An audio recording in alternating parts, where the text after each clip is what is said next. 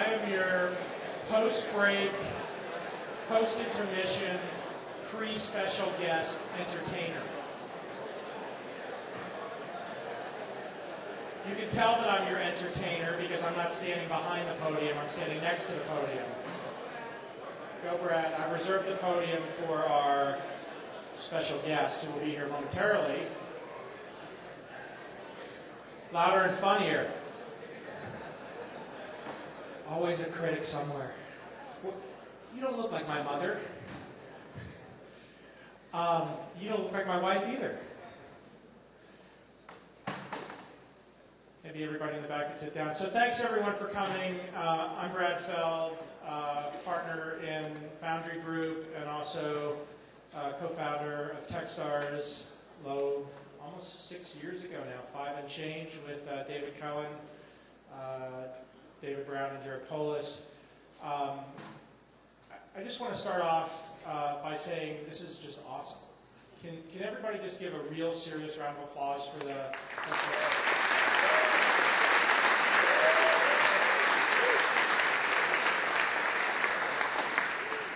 Remember, this is the entertainment part of the show. Seth Godin cornered me in the bathroom. There you go. And asked me a question. He says, you know, what's the caliber of the presentations from this Tech Stars class and this group versus sort of the other cities?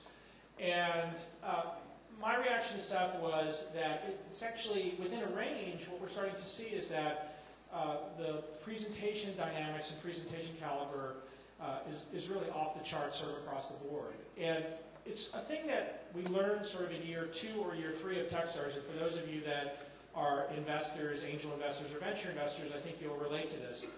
Many companies, many entrepreneurs don't know how to present what they do. And they really struggle with this notion of sort of shortly, succinctly, clearly articulating what not just what their business is about, but about why it matters and why you should care. And when I reflect on some of the things that happened through the Techstars program, there's 3 that really sort of stand out for me, and they're sort of embodied by these entrepreneurs that you're seeing today.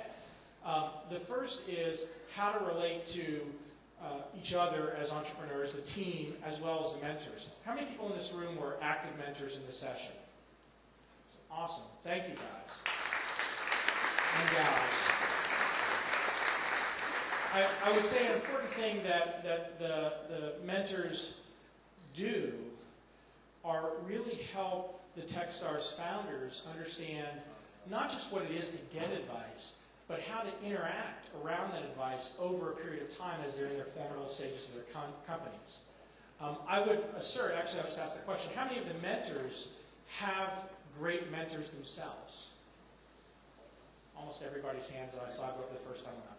One of the dynamics around mentorship is the best mentor relationships are when the mentee and the mentor become peers.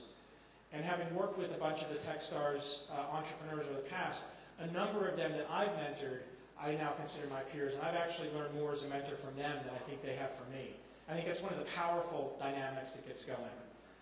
The second is we really work hard to help the entrepreneurs build a product and understand how to build a product. And what you're seeing today is 90 days of hard work around building a product.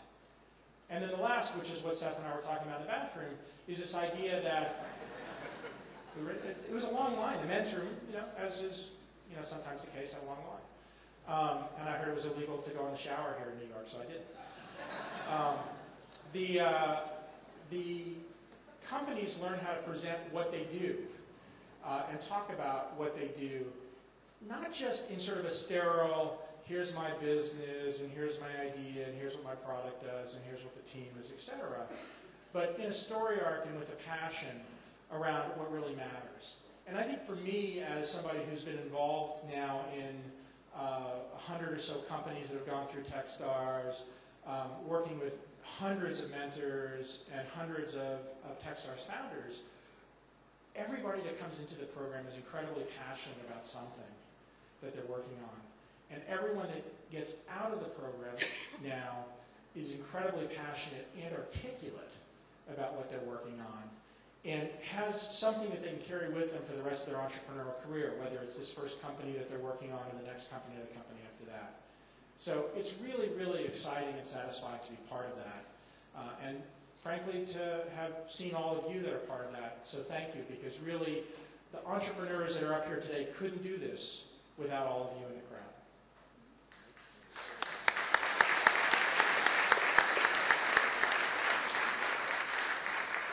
Now the question, of course, is have I provided enough of a stall entertainment for our guests to show up? Or am I still hanging out here on my own?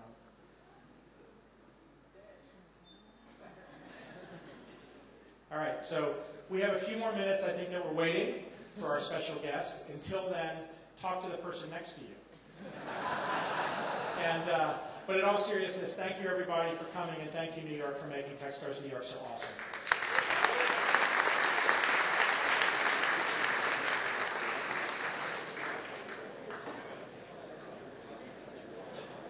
Amazing patience.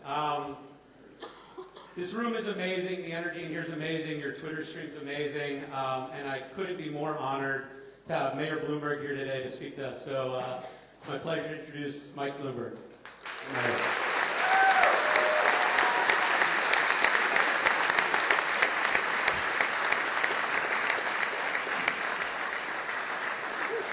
Well, you're way ahead of me. I was just getting my microphone put on. Good morning, everyone. How many of you live in New York City? Oh, yeah. Well, I just had a breakfast at Gracie Mansion, and you helped pay for it, so thank you.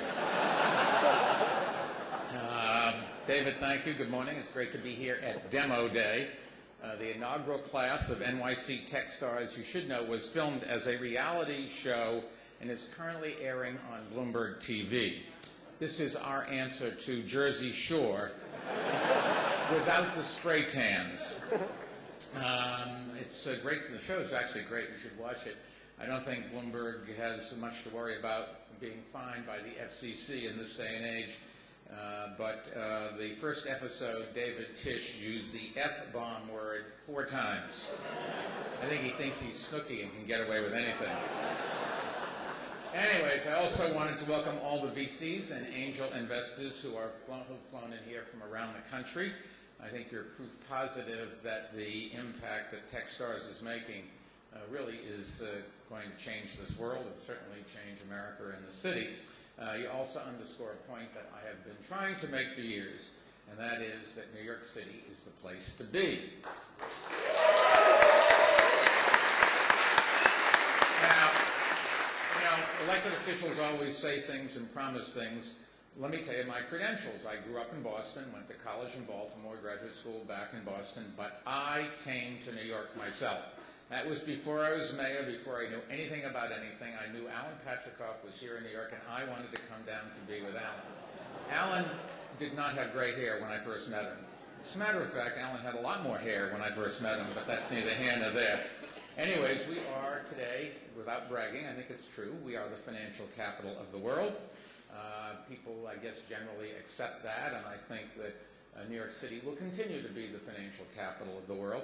But what people don't quite understand is we've become the capital of the world in some other industries as well. For example, we are the fashion capital of the world.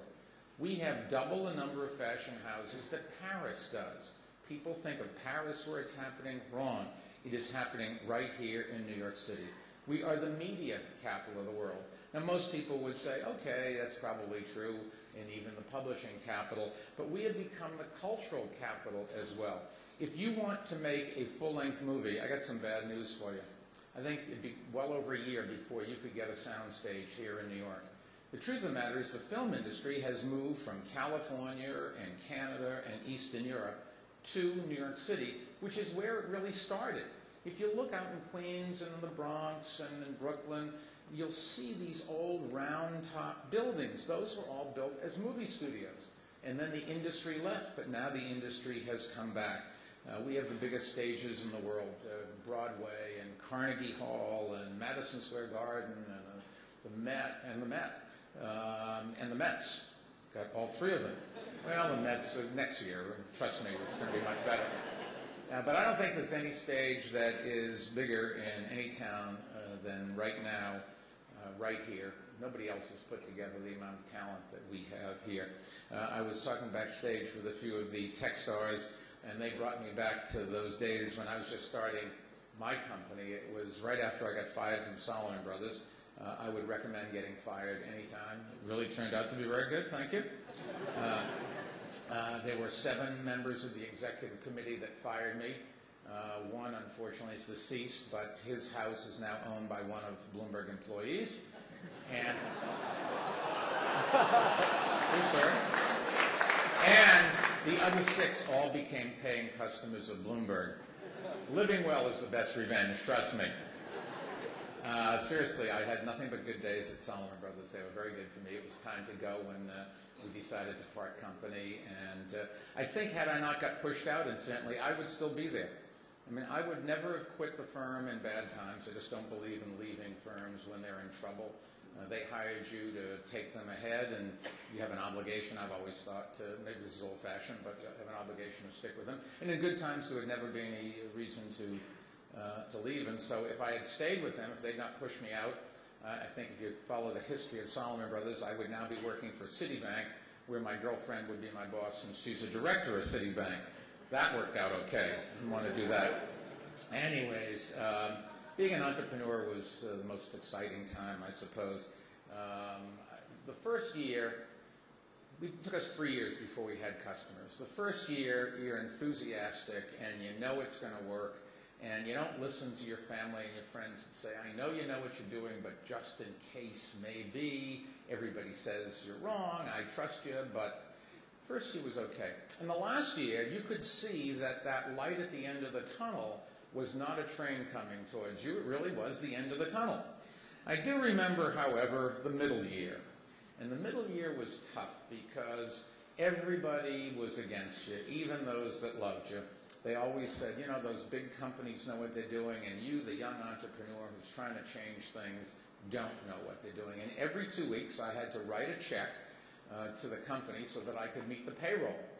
And I said to myself, you know, I was lucky to have been a partner of Salomon Brothers. We sold the company. I got my share of it, but I was investing all of it in the company. And I don't think there was ever a day when I doubted it, but I will say there were days that you took a deep breath and went on. And it was the best thing I ever did. And I remember the days, I've always tried to be the first one in the morning and the last one there at night. There's the old joke that in a store, you can tell who owns the store by seeing who's sweeping up at the end of the day. Well, you really do that as an entrepreneur, and all of you know that.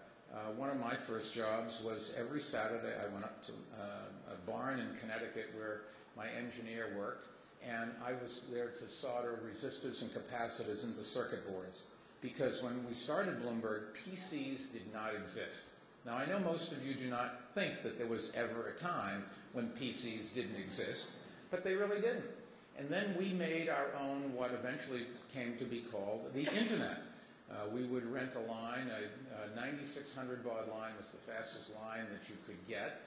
We'd rent a line from New York to Chicago, and then I'd go out and I'd find a closet that somebody was willing to rent us, and we'd put a much there, and we had 4800 baud lines going out to our customers. And if there was a problem, since I was the service guy, you'd have to wait until I had time, and I could get on an airplane, and I'd go out and I'd fix whatever needed to be fixed. But those were great days because you did everything. And as companies get bigger, you have to delegate. And I actually think I'm a pretty good delegator. I've always been a believer that I should try to hire people that are smarter than me. And I think in most cases I've actually done that, which is why my company still goes on and is better than ever, and why city government is really revolutionizing the way education is delivered and a lot of good things about the city. This is a time when you guys really have a chance to change the world and to be phenomenally successful. Digital technology is going to define the 21st century economy, and in the future when people talk about startups, I want them to talk about New York City before anywhere else. And our administration really is looking at every possible way to grow our city's tech sector. And that's what's great about many of the things that we're doing to support entrepreneurs and innovation. It's exactly what NYC Tech Stars program is all about. Let me give you some examples of what we're doing. One is cheap office space. We've partnered with universities and nonprofits to open up incubators, providing discounted space for startups in a range of industries. We have focused on the issue of you needing capital. We've established NYC Entrepreneurial Fund, a public-private partnership fund investing in early-stage companies, and the first of its kind outside of Silicon Valley. And we know something else that companies need, and that is talent. And we've done everything we can to make this the intellectual capital of the world. In the end, if you think about it, companies will go to where the employees that they need are going to live. And I'm not trying to knock any place else in the country or in the world, but I think that New York City has more to offer those people who have a mind that wants to encompass lots of things and be challenged and compete with the best and enjoy everything that in the last 5,000 or 10,000 years society has built to challenge us, whether it's arts, performing arts, intellectual discussions, whatever it is.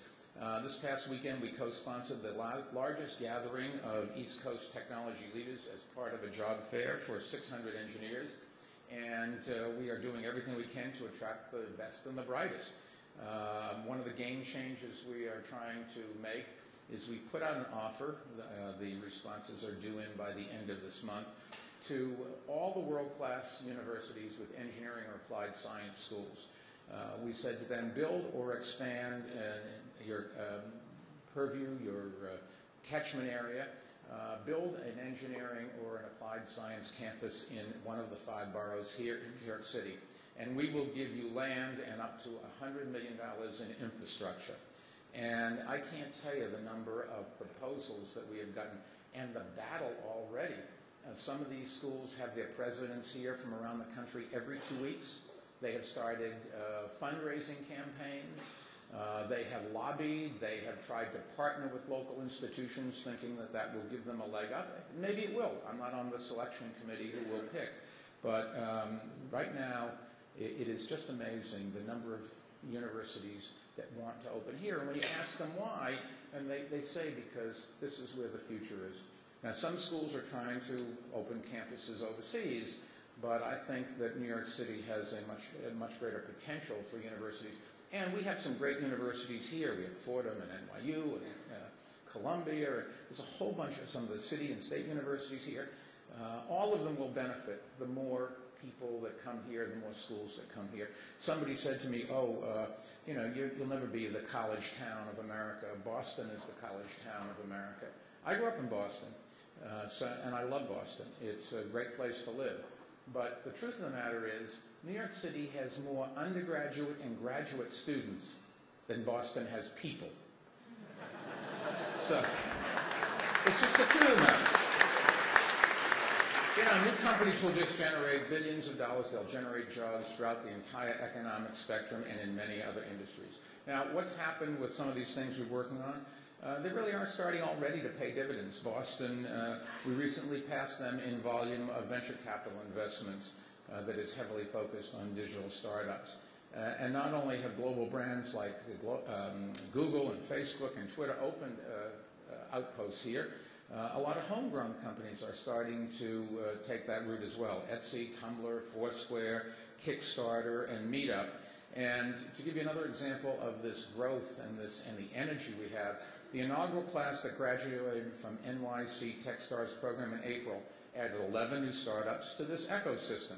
They're all funded, they're all moving forward, and they're all hiring, which is good. And if you take a look at what's happened in this recession, from top to bottom, the country lost 6% of all private sector jobs.